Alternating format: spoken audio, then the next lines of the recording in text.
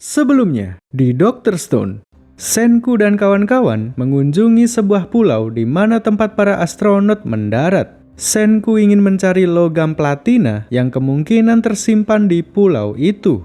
Awalnya, mereka berpikir bahwa pulau itu tidak berpenghuni. Namun sesampainya di sana, mereka diserang oleh penduduk lokal dengan menggunakan cahaya pembatuan. Ternyata terdapat sebuah kerajaan yang menduduki pulau ini. Dan sialnya lagi, mereka memiliki senjata yang tidak terkalahkan, yaitu cahaya pembatuan. Akhirnya peperangan pun terjadi. Senku dan kawan-kawan berfokus mendapatkan platina agar bisa memenangkan peperangan ini. Lalu, usai berjuang selama berhari-hari, akhirnya Senku berhasil mendapatkan platina yang tersimpan di pulau ini. Dengan platina tersebut, Senku akhirnya bisa membuat alat untuk menciptakan asam nitrat. Asam nitrat yang dulunya sangat langka, sekarang bisa diciptakan dengan pengetahuan sains. Dengan ini, kerajaan sains bersiap melakukan serangan balik melawan kerajaan pembatuan. Pertama-tama, mereka berencana membebaskan teman-teman yang sudah diubah menjadi batu. Namun, itu semua tidak mudah dilakukan karena beberapa dari mereka sudah dibuang ke lautan. Sementara patung Ryusui dibawa ke daerah pemukiman untuk dijadikan media untuk mencari penyusup. Para selir raja satu persatu diminta untuk menghancurkan patung Ryusui. Orang yang menolak menghancurkan patung itu bisa dipastikan adalah penyusup. Metode ini cukup membuat Kohaku kesulitan. Sebagai teman, tentunya dia tidak bisa menghancurkan Ryusui. Namun, jika dia tidak melakukannya, dia akan ketahuan sebagai penyusup. Sesaat sebelum tiba gilirannya, Kohaku mendapatkan pesan dari Senku. Dia diminta untuk menghancurkan patung Ryusui sesuai dengan apa yang diperintahkan. Senku berpesan untuk membuat potongan yang rapi agar nantinya Ryusui dapat disusun kembali. Dengan begini, akhirnya Kohaku tidak lagi dicurigai sebagai penyusup. Setelah itu, potongan patung Ryusui dikirim ke tempat Senku dengan menggunakan Mini 4WD yang disamarkan sebagai tikus. Potongan-potongan itu kemudian disusun sedikit demi sedikit hingga akhirnya membentuk patung yang sempurna. Setelah berhasil disusun, Senku pun segera menuangkan cairan asam nitrat dan membebaskan Ryusui dari pembatuan. Ryusui kini sudah terbangkit. Kini, saatnya mereka melanjutkan ke rencana selanjutnya, yaitu membebaskan teman-teman yang dibuang ke laut. Ryusui bersama Soyuz segera menyelam ke lautan. Sayangnya, mereka hanya bertahan beberapa menit saja karena kehabisan nafas. Menyadari masalah ini, Senku berencana membuat peralatan menyelam modern. Pertama-tama, Senku membuat tabung oksigen dengan memanfaatkan potongan onderdil kendaraan. Setelah jadi, mereka kemudian mengisi tabung tersebut dengan dipompa secara manual. Mereka pun memompa secara bersamaan selama 10 jam non-stop. Setelah melalui 10 jam yang melelahkan, akhirnya tabung oksigen siap digunakan. Pagi harinya, Ryusui dan Soyuz kembali menyelam untuk menyelamatkan teman-teman di dasar laut. Soyuz sebagai orang primitif merasa sangat takjub dengan peralatan menyelam ini. Dia baru tahu bahwa manusia bisa bernafas di dalam air dengan memakai kekuatan sains. Prioritas utama mereka adalah membawa Kaseki terlebih dahulu. Kemampuannya sangat dibutuhkan untuk membangun drone yang nantinya akan digunakan untuk merebut benda cahaya pembatuan. Setibanya di lokasi, Ryusui dan Soyuz mengalami kesulitan dalam mengangkat patung Kaseki. Patung itu terkubur cukup dalam di dalam lumpur bawah laut. Untuk mengatasi masalah ini, Ryusui mengirimkan kode Morse kepada tim yang berada di permukaan. Dia meminta Senku untuk mengirim asam nitrat ke bawah laut. Setelah berhasil mendapatkannya, Ryusui pun segera menuju ke tempat Taiju. Dia akan membebaskan Taiju lebih dulu karena dialah orang yang memiliki tenaga terbesar. Dengan tenaga monsternya, dia bisa dengan mudah mengangkat patung-patung yang terkubur di dasar laut. Ryusui pun segera menyiramkan asam nitrat dengan cara menyemburkannya dengan bantuan udara dari tabung oksigen. Dia harus menggunakan cara ini karena tidak mungkin menuangkan cairan di dalam air. Taiju pun akhirnya terbebas. Mereka bertiga kemudian segera mengangkat patung Kaseki lalu membawanya ke permukaan. Setelah itu, mereka pun segera kembali ke gua tempat mereka bersembunyi. Di sana, Senku ingin langsung membebaskan Kaseki dengan cairan asam nitrat. Namun dia dihadang oleh Gen karena masih ada potongan yang hilang pada bagian punggung. Jika dia dibangkitkan sekarang, maka bagian yang hilang itu akan membekas secara permanen. Sebenarnya, semua itu tidak mempengaruhi kinerja tubuh.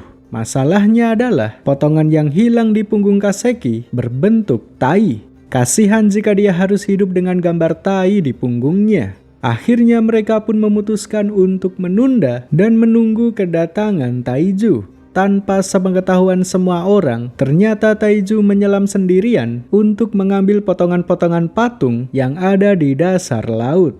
Berkat dirinya, akhirnya potongan di punggung Kaseki berhasil didapatkan. Kemudian dia pun segera dibebaskan dengan cairan asam nitrat.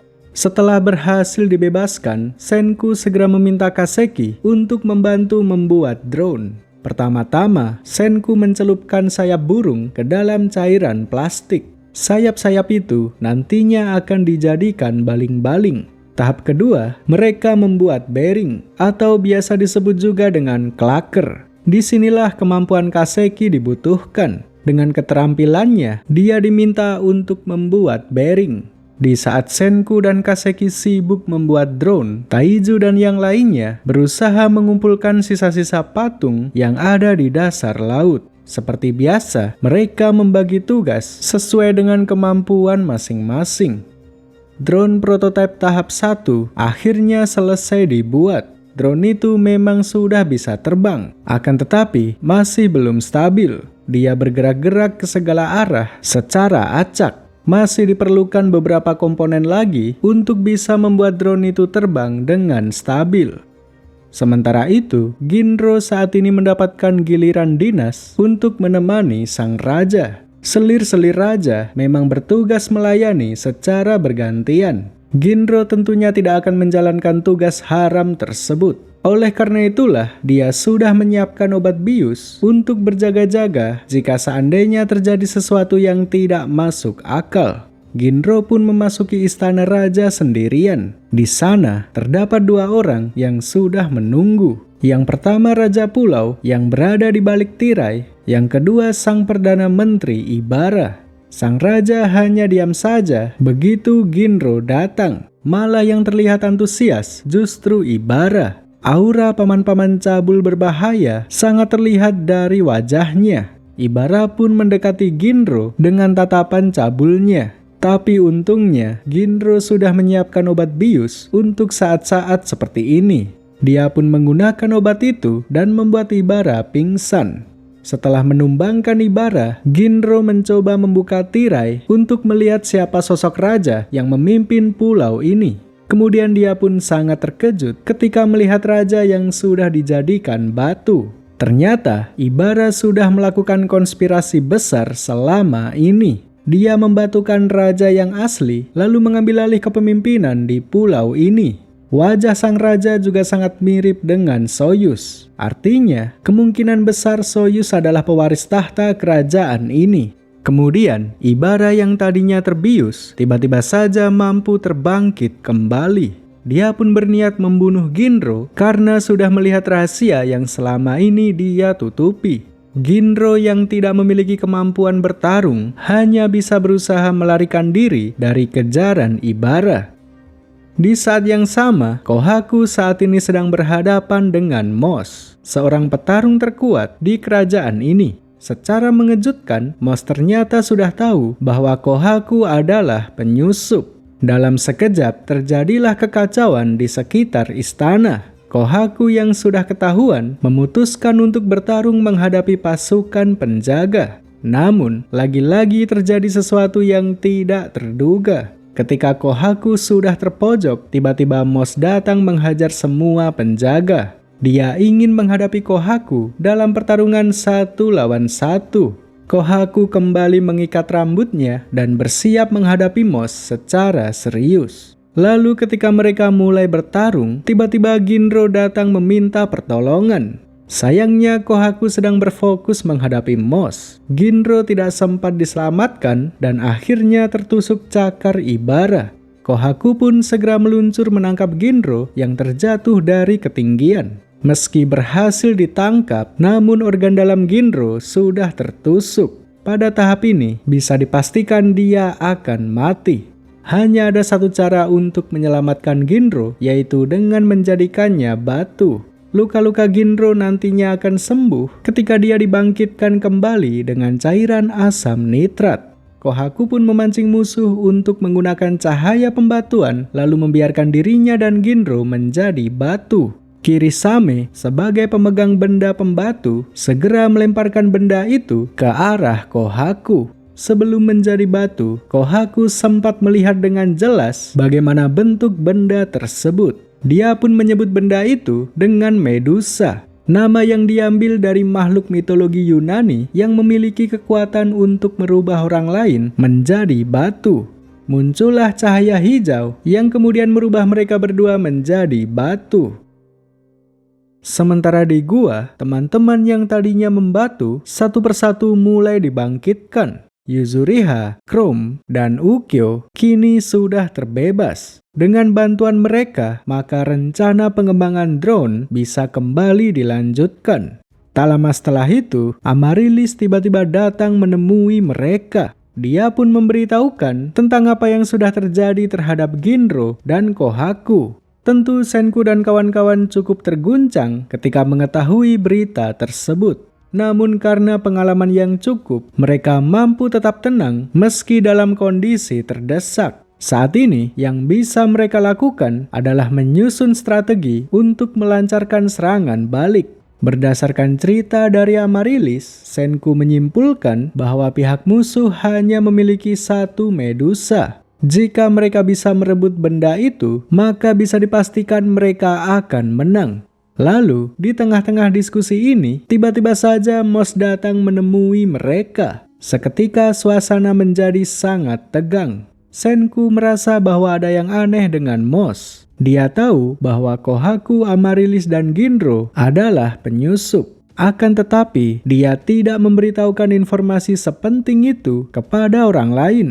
Sewaktu di istana, Moss membiarkan Ginro bergerak secara bebas. Artinya, kemungkinan besar Moss memiliki intensi untuk berkhianat. Jika memang benar seperti itu, maka kerajaan Sains bisa mengajaknya bekerja sama. Gen, sebagai orang yang pandai berbicara, dipercaya untuk melakukan negosiasi dengan Moss. Sambil memperlihatkan drone, Gen berusaha membujuk Moss untuk memihak kerajaan Sains. Dengan bekerja sama dengan kerajaan Sains, Moss bisa dengan mudah menyingkirkan Ibara lalu mengambil alih kepemimpinan di pulau ini. Sementara kerajaan Sains hanya menginginkan Medusa saja. Namun meski tergolong orang primitif, Moss ternyata tidak semudah itu dimanipulasi. Memang benar dia ingin menyingkirkan Ibara lalu mengambil alih kepemimpinan. Akan tetapi, dia juga tidak ingin menyerahkan Medusa kepada kerajaan Sains. Jadi dia bersedia bekerja sama, tapi dia juga akan mengambil semua keuntungannya.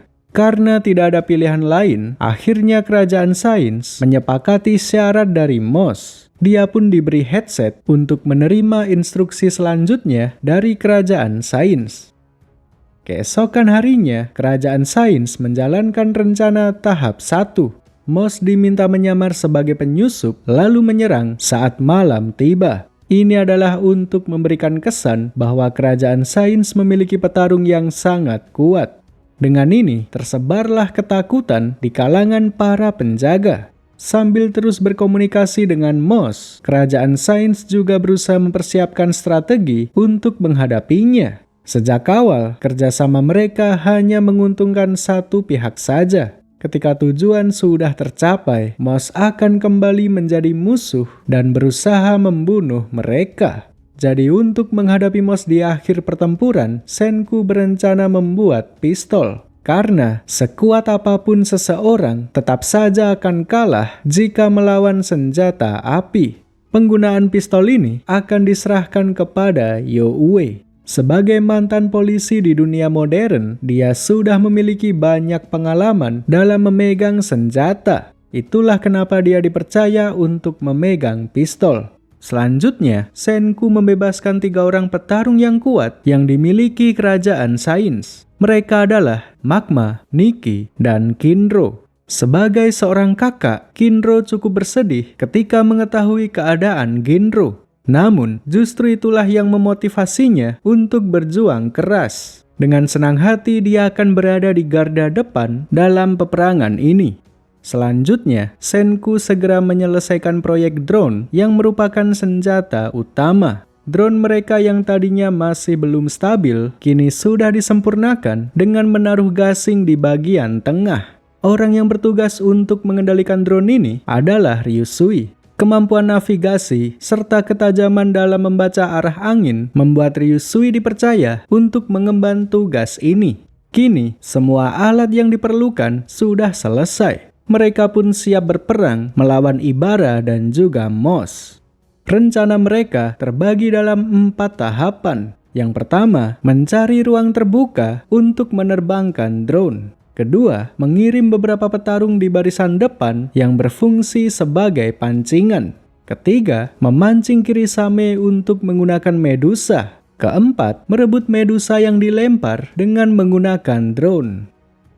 Keesokan harinya, peperangan pun akhirnya dimulai. Ratusan pasukan dari kerajaan pembatuan maju secara perlahan mendekati garda depan kerajaan sains. Semua orang segera menjalankan tugasnya masing-masing. Kinro maju dengan segenap kemampuannya. Senku menggunakan cermin untuk memantulkan cahaya ke arah musuh, serta Moss yang berpura-pura dikalahkan. Moss ingin menciptakan kesan bahwa musuh sangatlah kuat, sehingga memancing Kirisame supaya menggunakan Medusa. Kirisame pun akhirnya melemparkan benda itu ke arah Senku dan kawan-kawan. Namun, benda yang dilempar Kirisame hanyalah Medusa palsu.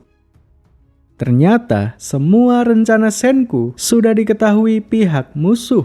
Beberapa hari yang lalu, ketika Moss baru bergabung, Ibara sudah curiga dengan anting headset yang dipakainya. Anting itu sama seperti anting yang dipakai oleh Kohaku. Inilah satu kesalahan kecil yang luput dari perhitungan Senku. Ibara memungut anting milik Kohaku, lalu kemudian memakainya. Dari situlah dia mendengar semua rencana Senku melalui headset tersebut. Dia kemudian memberitahu Kirisame, lalu menyusun strategi yang sekarang sedang dijalankan. Menyadari bahwa rencananya sudah ketahuan, Senku pun memerintahkan semua orang untuk pergi meninggalkan tempat ini. Sementara Moss yang sudah ketahuan berkhianat, akhirnya memutuskan untuk mengejar Senku. Dia ingin membuktikan kepada Kirisame bahwa dia masih berada di pihak yang sama. Situasi pun menjadi sangat kacau. Kerajaan sains untuk sementara hanya bisa kabur dengan menggunakan mobil. Meski begitu, Moss tetap ngotot mengejar mereka. Disinilah saatnya Yo untuk beraksi. Dia berencana menembak Moss dengan pistolnya. Sayangnya, dia tidak sadar bahwa pistolnya sudah ditukar dengan kayu. Dan orang yang sudah mengambil pistol tersebut adalah Magma. Saat ini, Magma bersama Gen berusaha menuju ke tempat Ibara untuk menembaknya secara langsung. Magma yang tolol berpikir bahwa dengan senjata sekuat pistol, maka dia akan bisa otomatis menang. Padahal masalahnya tidak sesimpel itu. Gen sendiri berusaha mencegah Magma supaya tidak melakukan tindakan yang tolol. Namun, apapun yang dikatakannya sama sekali tidak dipedulikan. Sementara Ibara berencana menggunakan kapal milik kerajaan sains untuk menjauh dari pulau. Dia memerintahkan semua orang naik ke kapal dan meninggalkan Senku dan teman-temannya di pulau. Ibara berniat menyinari seluruh pulau dengan cahaya pembatuan. Dengan begitu, Senku dan teman-temannya bisa dikalahkan dalam sekali serangan. Kerajaan sains saat ini benar-benar terdesak. Untuk keluar dari kondisi ini, Senku berencana untuk menunjukkan raja yang asli yang sudah diubah menjadi batu. Jika penduduk pulau mengetahui fakta ini, maka mereka akan berbalik menyerang Ibara. Mereka pun segera membagi dua tim. Tim satu bertugas menuju ke istana, tim kedua bertugas menuju ke tempat Ibara. Sementara Gen dan Magma juga sedang berusaha mendekat ke tempat Ibara. Tujuannya masih sama, yaitu menghabisi Ibara dengan menggunakan pistol. Tim satu akhirnya tiba di istana raja. Namun, mereka tidak bisa langsung membawa patung raja karena patung itu sudah hancur berkeping-keping. Mereka harus menyusun patung itu lebih dulu sebelum menunjukkannya ke semua orang. Sementara tim 2 akhirnya berhasil naik ke kapal. Magma pun menembak secara asal-asalan hingga merusak beberapa bagian kapal. Tidak ada satupun tembakannya yang berhasil mengenai musuh. Akan tetapi, tembakan-tembakan itu berhasil menakuti beberapa orang hingga membuat mereka terjun dari kapal.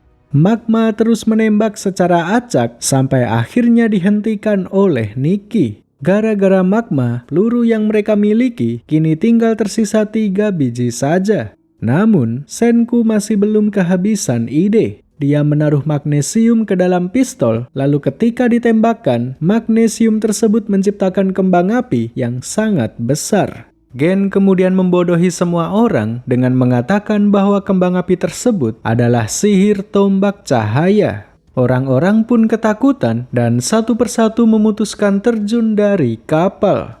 Kemudian tak lama setelah itu, Moss akhirnya tiba di tempat ini. Youwei sebagai pemegang pistol segera bersiap untuk menembak Moss. Namun sayangnya, Moss bergerak terlalu cepat dan berhasil menyingkirkan Yo sebelum sempat menembak. Pistol yang dijadikan senjata utama pun juga ikut terjatuh ke lautan. Kerajaan Sains sekali lagi terpojok untuk yang kedua kalinya. Beberapa petarung mencoba maju melawan Moss, namun mereka semua kalah. Tidak bisa berbuat apa-apa, akhirnya mereka semua lari menuju ke ruang tahanan. Sesampainya di sana, Senku memutuskan untuk membebaskan Hyuga, seorang mantan musuh yang juga merupakan petarung yang sangat kuat. Melihat semua ini, Ibara akhirnya tahu bahwa kerajaan Sains mampu memulihkan orang-orang yang sudah diubah menjadi batu. Dia pun langsung teringat dengan raja yang asli. Jika raja dibangkitkan, maka tamat sudah riwayat Ibara. Dia pun segera pergi dari tempat ini, lalu mencari cara untuk melenyapkan raja sepenuhnya. Sementara Moss akan tetap berjaga di sini. Saat ini dia sedang waspada dan sedang berusaha mengukur seberapa besar kekuatan Hyuga. Meski sudah dibebaskan, Hyuga tidak serta-merta membela kerajaan Sains. Biar bagaimanapun juga, mereka pernah bermusuhan. Hyuga adalah seorang Sigma male yang memiliki ideologi yang kuat. Jadi sebelum memihak, dia ingin memastikan dulu apa visi misi dari Moss. Hyuga mengatakan bahwa dia ingin melakukan seleksi. Manusia-manusia yang tidak berguna seharusnya dibiarkan saja menjadi batu. Hanya orang-orang unggulan saja yang pantas dibangkitkan. Setelah mengatakan pandangannya, dia pun bertanya kepada Moss apakah dia bersepakat atau tidak. Moss menjawab, sepakat. Kita memang harus melakukan seleksi. Lagi pula, seleksi sudah terjadi di pulau ini. Kami hanya memilih wanita cantik saja. Kalau mau, kau juga bisa mendapatkan haremmu sendiri. Mendengar jawaban tersebut, Hyuga akhirnya mengerti apa yang dipikirkan oleh Moss. Otaknya hanya berisi selangkangan saja. Ini sangat berbeda jauh dengan ideologi yang diusung oleh Hyuga. Akhirnya, Hyuga pun memutuskan untuk memihak kerajaan Sains. Dia mulai menyerang Moss hingga dapat menciptakan celah yang bisa dimanfaatkan oleh Senku dan kawan-kawan untuk pergi meninggalkan tempat ini. Mereka kembali ke pulau untuk mengambil benda spesifik yang bisa menjadi kunci kemenangan dalam peperangan ini. Sementara tim 1 akhirnya selesai menyusun patung sang raja asli. Dengan cepat mereka pun segera menunjukkan patung itu ke semua orang. Kirisame yang melihat hal ini akhirnya menyadari konspirasi yang dilakukan Ibara. Namun sayangnya semuanya sudah terlambat. Ibara dengan cepat membatukan Kirisame dengan menggunakan Medusa. Setelah itu Ibara kembali berniat menggunakan Medusa untuk membatukan Taiju dan kawan-kawan. Lalu tiba-tiba saja terdengar suara tembakan dari arah bawah. Ternyata Yo masih hidup dan berhasil menembak Ibara tepat di tangannya. Medusa pun jatuh dari genggaman Ibara dan akhirnya berhasil diambil alih oleh si polisi modern. Kemudian Yo berniat menggunakan Medusa untuk membatukan Moss. Dia ingin meringankan beban Hyuga yang saat ini sedang berduel melawan Moss. Namun sayangnya Yo tidak tahu bagaimana cara mengaktifkan benda tersebut. Alhasil Moss masih tetap berdiri dan cukup bisa mengungguli Hyuga. Hyuga yang terus ditekan akhirnya memutuskan untuk melarikan diri ke pulau. Dia menuju ke tempat Senku untuk mengambil sebatang bambu yang akan dipasang di tombaknya. Dengan terpasangnya batang bambu tersebut, Hyuga bisa memutar tombaknya seolah seperti bor. Hyuga adalah praktisi seni bela diri yang fokus dengan senjata tombak. Dari situlah dia mempelajari teknik tombak berputar yang sekarang digunakan untuk melawan Moss. Dengan teknik ini, Hyuga pun akhirnya mampu mengalahkan Moss, si petarung terkuat. Sementara itu, Ibara yang sudah tertembak di tangan memutuskan untuk terjun dari kapal lalu mengaktifkan Medusa yang saat ini dipegang oleh Yo. Ternyata cara untuk mengaktifkan Medusa adalah dengan perintah suara dalam bahasa Inggris. Ibara berkata 3 meter 1 second. Artinya, cahaya pembatuan akan menyebar dalam radius 3 meter dan akan aktif dalam 1 detik. Perintah ini khusus untuk membatukan Yo saja. Ibara pun berhasil merebut Medusa kembali. Kemudian dia kembali mengaktifkan Medusa dengan perintah 2000 meter 15 menit. Setelah itu dia memasukkan Medusa ke mulut seorang prajurit bernama Oarashi. Kemudian Oarashi diperintahkan untuk menuju ke tengah-tengah pulau untuk membatukan semua orang yang ada di sana. Oarashi pun berlari sekencang mungkin menuju ke tengah-tengah pulau. Dalam 15 menit, Medusa akan aktif dan membatukan seluruh pulau. Kerajaan sains yang menyadari semua ini tentunya berusaha untuk menghentikan Oarashi. Namun meski mereka berhasil, mereka tidak bisa merebut Medusa karena benda itu sudah tertelan di dalam tubuh Oarashi. Keluarlah cahaya hijau yang menyinari seluruh pulau secara perlahan. Semua orang satu persatu mulai berubah menjadi batu, tak terkecuali Moss dan Hyuga. Setelah cahaya meredup, Ibara kembali memasuki pulau untuk melihat bagaimana hasilnya. Dia pun tertawa riang gembira melihat semua orang menjadi batu. Dia berjalan dengan santai menuju ke patung Oarashi, lalu kemudian menghancurkannya untuk mengambil Medusa kembali. Ibara juga sempat melihat teman-teman kerajaan sains yang berbaris sambil melakukan pose yang sama ketika berubah menjadi batu. Karena tidak tahu apa maksud di balik semua itu, Ibara pun membiarkannya begitu saja. Kemudian, tiba-tiba saja dia mendengar suara statik radio yang berasal dari mobil milik kerajaan sains. Dia pun berlari menuju ke tempat mobil itu berada. Sesampainya di sana, tiba-tiba dia mendengar suara Senku dari radio yang berbunyi 5 meter 1 second.